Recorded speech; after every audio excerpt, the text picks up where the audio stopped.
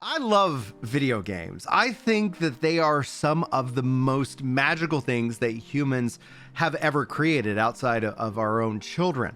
And it's with that love of video games that I spend too much time over analyzing the industry and where I think games are headed. And today I want to do something hopefully a little bit more on the fun side. I want to go back in time.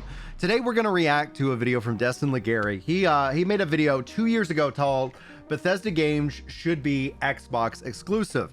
And now we see him tweeting out that, yeah, maybe games should be everywhere. So we're all on this journey through gaming. We're all wondering what Microsoft is going to do next. And while we wait, let's react. Let's have some fun. Guys, if you like this kind of content, I actually have a really awesome video for you guys that is in the works. We should have that ready for you here in the next day or two. So if you're interested in checking out the console wars and why they suck and where we're going, that video should be rolling out here on the channel shortly. So be sure to subscribe. Be sure to like so YouTube might recommend more of my content to you. But if you also don't like, you can always double tap that dislike button. I hear it gets stuck from time to time, and I thank you guys so much for your service. But anyway, that's, I think, enough of an intro. I'm going to include all the links in the description to his video. Please go give it a watch if you haven't already. Obviously, it's 2 years old. So what's changed? Where was Destin? And let's talk about it in relation to everything we've been learning about the future and about what Satya Nadella, the CEO of Microsoft, has to say about gaming. Okay, I want to put a conversation to bed. Yes, Bethesda Games should be Xbox exclusive, period. And I'm going to talk about why. I like his little intro, little flash. That's right. I said it. And I'm kind of tired of this even being a debate because, frankly, I think it's a little insane to think any company would spend $7.5 billion and still want their games to go on other platforms. And how things have continued to evolve, not just $7 or $8 billion. Why not $70 billion? Overall, roughly probably around $100 billion spent. Now, why would they want their games to go everywhere? I think, and I talk about this a little bit this week, so if you guys have caught those videos, a little bit of this will be rehashed, but for those of you who are new around here, I think essentially when you start to think about what their unique advantage is, what they're focusing on is their ability to streamline development, both as a publisher and a platform holder. But they own Windows. They are PC gaming, and they've been continually moving further towards that PC console hybrid. And that's where I'm wondering if that's what we end up learning next week for Microsoft, if that ends up being the case. That would be an ultimate power play, putting Steam games, Epic Games, Blizzard games, like it doesn't matter, games on your console, much like Steam and Steam Deck, much like these handheld revolutions, which are just PCs, but they're handheld PCs, and they can do it all. They can play your Sony games, they can play your Xbox games. I think platforms in this case, if Microsoft goes this direction, putting their games everywhere, it challenges that fundamental foundation. And if they've got the money and the bandwidth to weather that storm, smaller companies would have been put out, in this regards. Nintendo in and of itself is very protectionary to their IP, and that has added the value to their console, and let alone they make money on the sale of their console, but we all pay a price for that because they're not competing at the same power level that these other companies. And to get to the next power level, the costs continue to double and triple every console generation. And that has led to gamers frustrated about the price of games, about how the quality of games. We're seeing a super big resurgence right now in games that are 30 and 40 bucks. And I think it's because people have $30 or $40 that they can risk on a game rather than $70 or more, because these games, especially at $70, that's the starting price. There's always going to be bundled prices of more content that they've trained us up on. Anyway, take it away, Destin. But Destin, they're going to lose so much money if those games don't go on the PS5. Okay, no. Let's talk about this interview Kotaku did with Phil Spencer a long time ago. Here's the quote. Kotaku asked if the company would be able to recoup the $7.5 billion it spent on the acquisition without selling Elder Scrolls 6 on PlayStation consoles. Spencer flat out said, yes. There's nothing beneficial to Xbox releasing games on the PlayStation platform. So regardless of what Phil says, I realize there's some ambiguity there. I do not think Fallout, I do not think Elder Scrolls will be launching on the PlayStation console. Why? Basically, it's going to drive people to the Xbox ecosystem and the Xbox family of devices. So it won't actually drive them to the Xbox console, but he is right in using the term ecosystem and family of devices. That is PC. Like, that is the future, I think, that we all deep down know. And there's problems with PC gaming. I like PC gaming. I will defend PC gaming. But there are plenty of gamers from a mass market volume perspective that don't want to deal with drivers, that don't want to have to worry about upgrading hardware. They just want to play a game, especially for people who are in my position who've got a lot of kids. My time is limited. Do I want to spend it troubleshooting my computer? Of course not. I want to play a game. That's where consoles have always had an edge, in my opinion, when it comes to the ease of access and ease of use. But we've seen time and time again, generation over generation, the problems continue to creep in. The volume of the size of the games, the limited storage of these. Nintendo's going to face this with their next generation Switch, with the size of the games and the cost of physical media, if they do decide to go a physical media route. That's why we're seeing, not that I want options taken away from gamers, I'm just calling it like I see it, guys. Like, I just see them moving further and further away, incentivizing digital more and more, because then there's less overhead cost in the space with physical media. But anyway, we will see. This year's going to be interesting for sure. Now, time and time again, even based off the latest Phil Spencer interview, like, they've lost the console war. This is where you go into the blue waters. This is where you study what Nintendo did. Nintendo's device plays Nintendo games, and some of them are on the cloud. Sony's PS Portal device will stream your PlayStation, and maybe one day it will stream the PlayStation Cloud option, an offering that they have as a part of their highest tiered subscription package.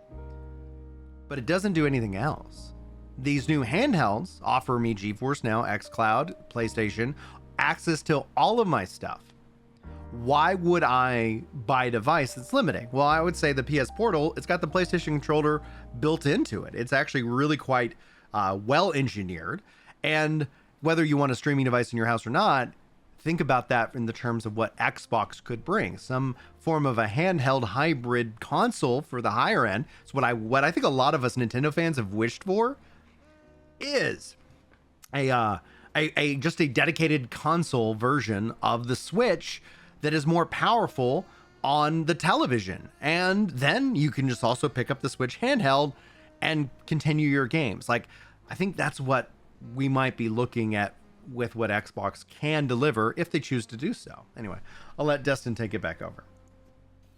And that is a good goal, because Xbox will make more money in the long run. It's the whole question of, would you have like $100 today, or would you like $1,000 in 5 days, right? Secondarily, one of the things that Xbox is constantly hammered about is its line of exclusives. Sony fans get Last of Us, Demon's Souls, Horizon, Ghost of Tsushima, Spider-Man, Ratchet & Clank, Final Fantasy VII, Final Fantasy XVI, Forspoken, God of War, Gran Turismo, Sackboy, right?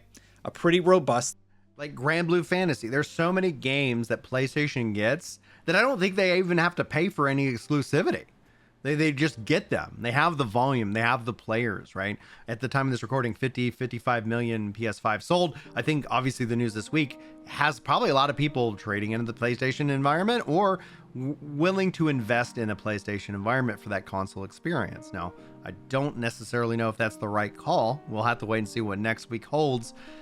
But at the end of the day, I'm actually more bullish on Microsoft and Xbox than I have actually been in a long time, based off of just, obviously, of course, rumors and speculation.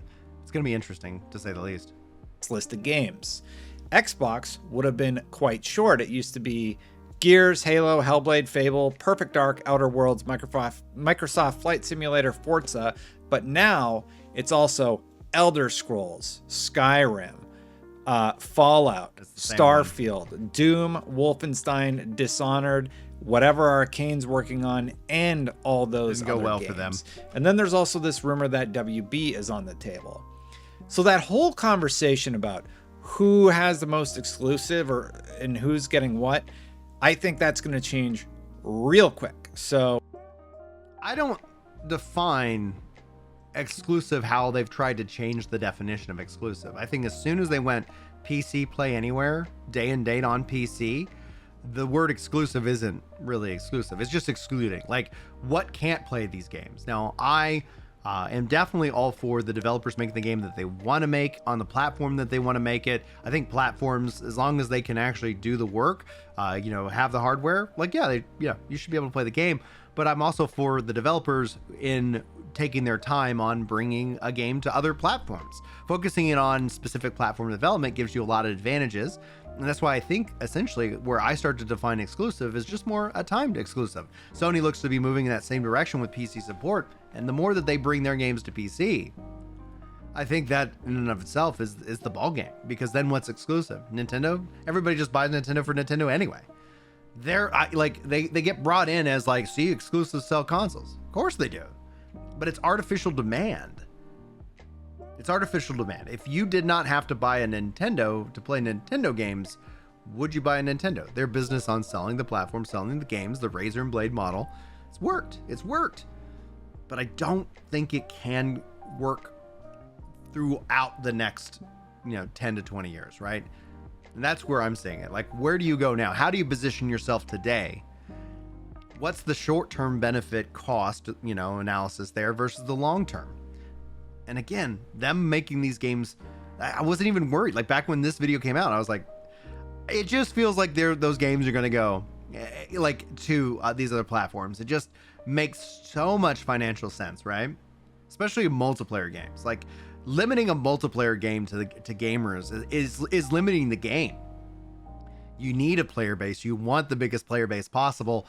That makes some of these games and playing them so much more fun. But when you make these walled off gardens like how that used to be, crossplay is also a huge knock in, the reliance on what it means to have a console and what it means to have a console exclusive. I don't think Xbox has a single exclusive. He listed Elder Scrolls twice with Elder Scrolls and Skyrim.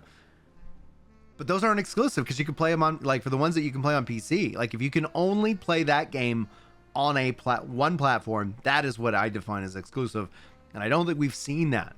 And even if it's a timed exclusive, it's still like that in and of itself is, I think, the future that gamers will have, is that a game will come out first on a platform of your choice, maybe.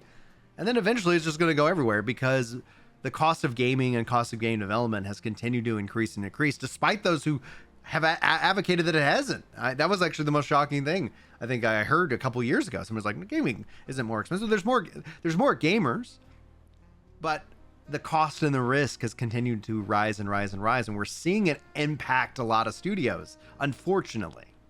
Oh, if you have a PlayStation 5 and you think Elder Scrolls, Fallout, Starfield, Doom, Wolfenstein, if you're still holding on to that hope, I would recommend that you don't. And I don't say that to be cruel or mean. I just say that because business-wise, here's what's going to happen. If they make those games exclusive, and I really hope they clarify this at E3, because during the acquisition talk, Phil Spencer said, let me be clear, this is about getting exclusive games on the Xbox ecosystem. Period.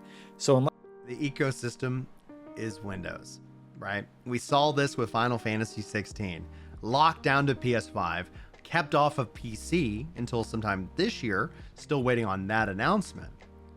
That was the wrong move. That is not in the gamer's interest. That is in Sony's interest.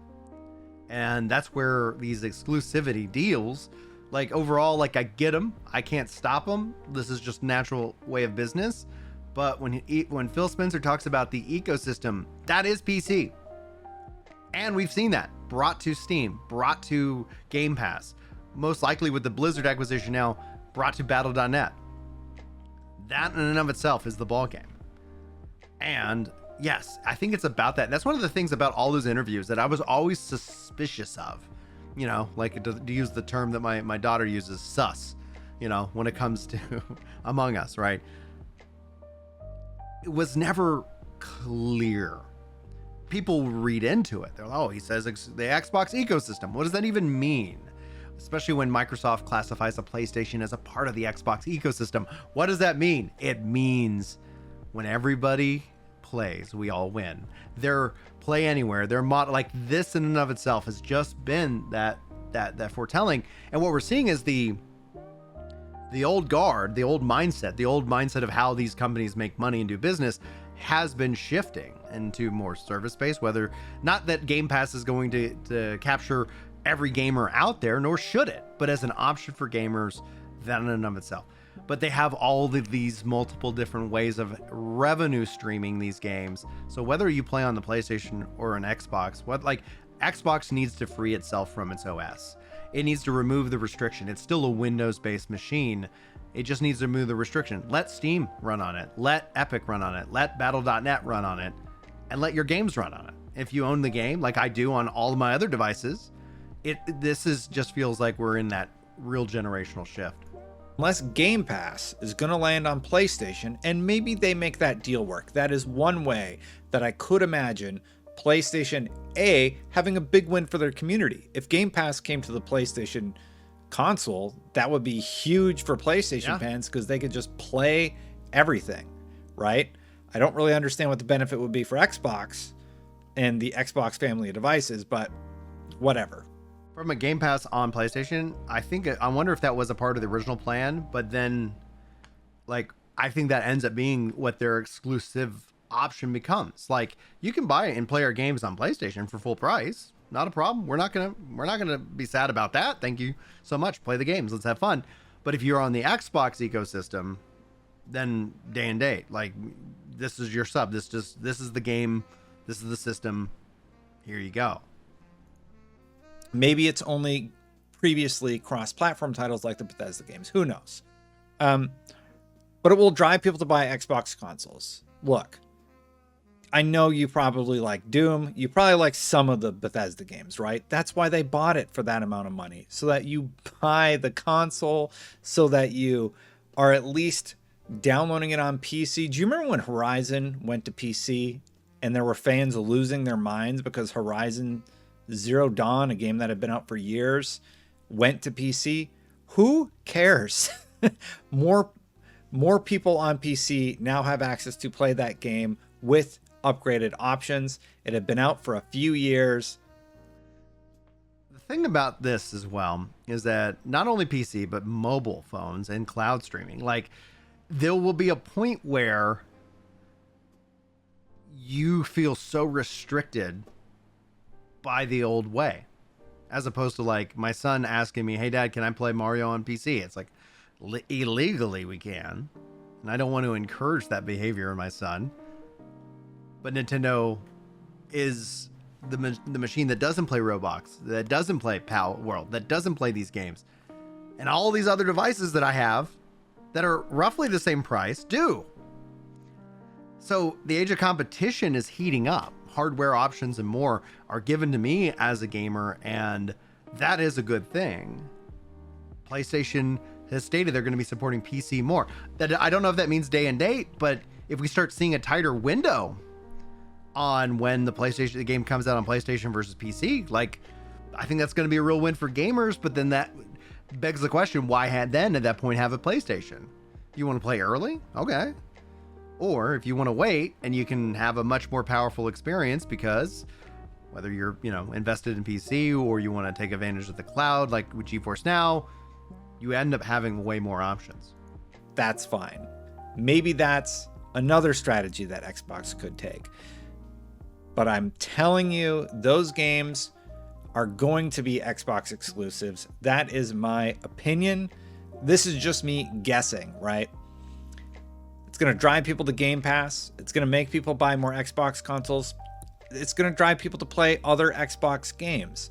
It's a strategy used in business to get people in to your console systems, right? And the PS5 is outselling the Xbox 2-1. More than that I see that story popping up everywhere, right? So what is Xbox going to do?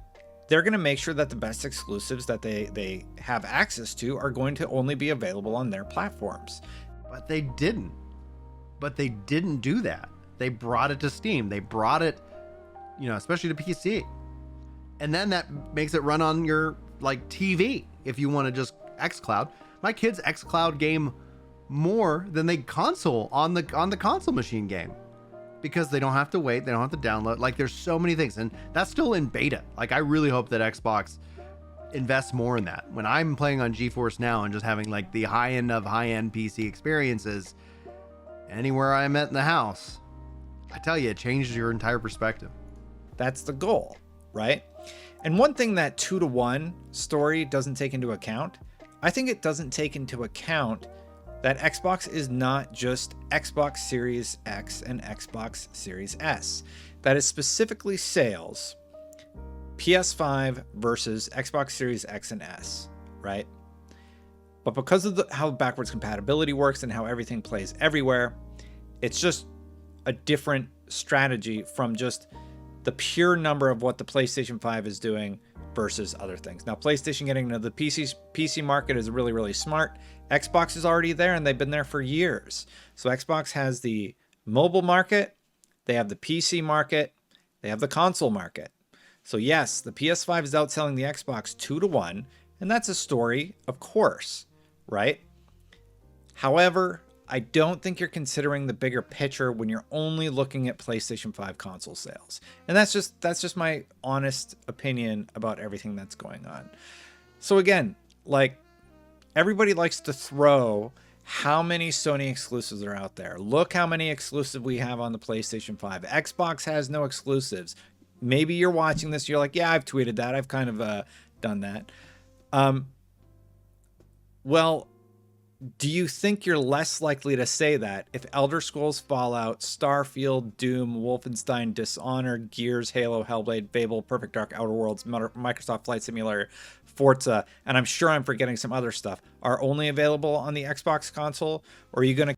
None of those are. Right now, even before the PlayStation rumors and, that more games going over the PlayStation, because they're available with Play Anywhere. Meaning, also, you don't buy an additional copy. You buy one and it's everywhere. Or you have Game Pass and it's everywhere. I even bought Starfield on Steam because why not? I want this. I like the game. I know, whatever your opinion on it is that if it comes to PlayStation, then that's great. I'm going to continue for me to advocate for games everywhere, for letting people just play the games, letting them play their own games. We have a battle on our hands with DRM, this isn't to change the topic too much. Just note, that's kind of, I think, where our next front is. Once this kind of becomes, everybody sees the benefit of all of this and they're like, oh, all the fear mongering is like, oh, that actually didn't, come to pass. There is a fight in terms of digital rights management. We're seeing some news today with Sony, Fun Animation and Crunchyroll getting merged in together, all your previous Funimations, not being respected, and then doubling the cost. That sucks, right? The DRM, I think, is going to be it's console exclusives, I think, are the distraction. We really should be fighting about DRM rather than oh, I've got exclusives. I keep tweeting that. The whole goal is to reduce those conversations and say, we have amazing games on Xbox, come and play. You can play on PS5 all you want. That's great. PS5 also has awesome games, but we want to have these two companies, and regardless of which console you prefer, guys, they're companies. They just want your money. Sure, they're passionate about making great games. I'm sure the developers are, but at the end of the day, it's about profit for both of them. And with Bethesda, Xbox can come to the playground to play. Without Bethesda, it's a really odd strategy that I just don't understand. And that's why I made this video. I just kind of wanted to talk about it because I feel it's a little insane that Sony fans still think that those Bethesda games are going to be coming to console. And to be fair, that's because Xbox hasn't come out and clearly said, oh yeah, hey, Elder Scrolls, Fallout, Starfield, Doom, etc. These are exclusive to Xbox family devices. There was a time a month ago or something like that where IGN was like tweeting out the same thing, like Elder Scrolls 6 not coming to PlayStation 5, you know, over and over again, just essentially engagement rage farming over on the X Twitter platform. I'm gonna use them both interchangeably. Yeah, I think if I was just gonna rant about one thing for just a second, is that ad-driven physical media is the worst. Like, it in and of itself incentivizes such bad behavior, just like what IGN was doing with that article, just what a lot of YouTubers do with their content, and like the clickbait aspect of it. That engagement farm is just an overdrive, and that's like at the end of the day where you see like members here on the channel, like you guys really make this fun to make hopefully the best content for you, because I'm not reliant on people clicking on these videos, so I don't have to rage bait at these people. Now I do get accused of it just because, I don't know, some people really they should just take a break from the internet. But the thing I always find funny about all that is I try so hard to make sure, like, hey, you know, this communicates, this invites people into the video, and this is an interesting trending topic. But whenever I hit a trend, that's usually where I see those accusations pop up. But outside of that, like, I probably spend way too much effort on trying, you know, I guess not to clickbait people. But it is, you know, everybody's gonna have their own opinion on what that is and what that isn't. And I really, really think they need to do that this E3. What do you think? Do you think that they need to come out and be clear on this? Are you still holding on to hope that Bethesda games are going to be cross-platform or available? I gave out hope, like, once they did Play Anywhere. Like, that's like, I was like, oh, this is the direction they're going. Like, it's gonna take time. They got to train people. I think the language that Phil Spencer has been using, while vague, intentionally vague, because he has to appease that there's a wide audience that isn't ready to accept where the future is, and so you gotta have to train them. And they've been trained with the ecosystem. That's been the language. And I think next week we'll see them talk about, I hope, a you know, PC hybrid console thing. Like, I can't wait to see what it is. I'll let you guys know if they do a video. We'll live react to it, so be subscribed if you want to come hang out for that. That's gonna be a lot of fun. Man, what a crazy week. I cannot wait to see. I'm not holding out to hope. Like, in and of itself, like, multi-plat, I think should be for everybody. I don't think we're gonna be there in the next couple of years, but I think over time, the more and more people are like, wait, like, I'm not playing a Nintendo game because I don't own a Nintendo device, because I have endless amounts of games that I can play on any device right here. Imagine if, imagine a Surface-based Xbox handheld that is a console hybrid like the Switch, but also connects to your Steam. You have your PlayStation games that are now on Steam. You connect to your Epic, connects to your, like, all of a sudden, like, wait, why do I need that? Like, I literally have everything I can need. Yeah, I might miss out on a Mario game or a Zelda game, but those only come out once every, 7 to 10, 10 years. Available, like, on the Switch and on PlayStation 5. Because when you talk about console sales, everyone's like, PS5's outselling Xbox 2-1. That was like nobody talks about how the Switch has sold 10 times more than both of their sales combined. So do you think the Switch is a failure? Or do you think the PS5 is a failure compared to the Switch? Nope. No, right? So the Switch is also a little bit deceptive because it is a handheld. People do classify it as a console because it has a handheld with the TV out option. This isn't diminishing the Switch. I'm a insane Nintendo fanboy. I keep giving them money, and they keep I'm like, come on, Nintendo, be better. And then it's like, oh, here's my money. And they did nothing different. But when it comes down to it, though, like, we have multiple Switches. Like, I think overall, when it comes to consoles, the Switch, and just like with the DS, we've had multiple of those systems where we would, if it was just a dedicated PC, a Nintendo console, we'd probably just have one. I'm not made of money here. I'm a YouTuber. Some YouTubers do great. My members are the best. Like, you guys keep the revenue. At least me able to afford my editor, for the channel. Anyway, like and subscribe. Also, just as a heads up, if you're already here in this video, for every 25 members, I'm gifting out 5 members here on the channel, and I've got a lot of exclusive React videos like this one that you can check out. And if you do consider becoming a member, check it out. Links in the description. That will get you everything we make and more. So I hope you do that. Anyway, I forgot what I was saying. I got distracted by my own silliness.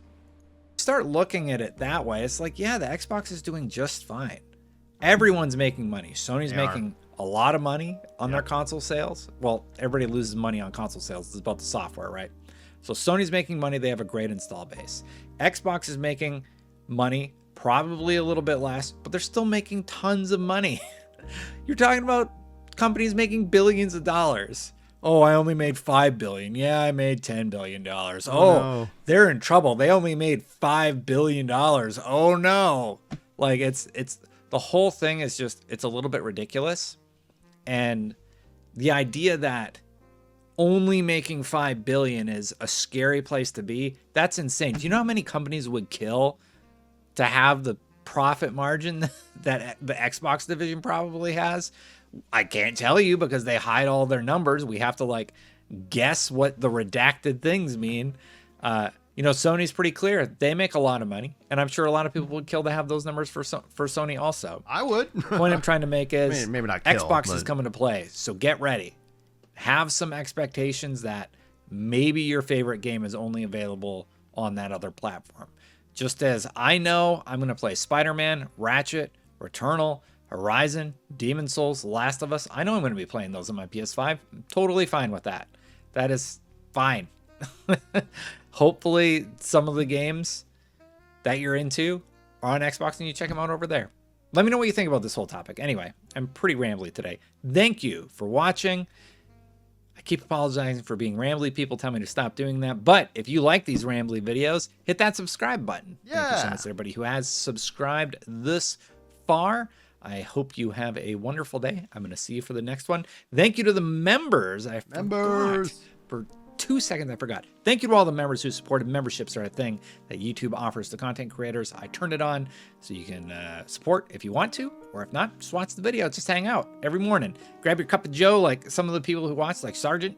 I think he grabs a cup of coffee and watches these in the morning. Thank you so much. I'm going to record another one today. I'll see you soon. Bye, everybody.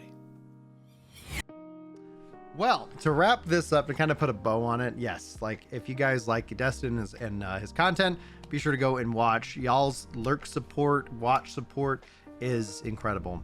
I think that obviously with the benefit of hindsight, the benefit of what's all transpired over the last 2 years, and what is seen in the FTC case, console sales aren't like what they used to be. Like if for Sony and for Nintendo, they built their base around that. Microsoft shifted away from that base because they kept losing. And we look at the Xbox 360, I have fond memories of it, but red rings of death. We think about the Xbox One, they really lost that battle. And Phil Spencer himself said it, they lost the console wars. So you can either quit, or you can be like what Nintendo did when all this was going on in the big fights between Microsoft and Sony. Nintendo was like, let's go into the blue waters. Microsoft and Sony are going to fight it out. Let's not just waste, like throw money making hardware that's super powerful. That's the most powerful. Nintendo, like people have been shifting away from Nintendo as the third party option for a while, and going and embracing Sony, and to a degree in the 360 era, or even Microsoft, the Xbox. Now here we are. Fast forward again. Digital libraries to have somebody migrate from the PlayStation environment to the Xbox environment is so much more painful. To switch from an iPhone to an Android is engineered to be almost impossible, and especially in relation to digital media. You can't make that ground up. You won't make that ground up. That ground has been lost. So do like what Nintendo does, like what all the game guys do. Like Nintendo's the pioneer in all of this in a way.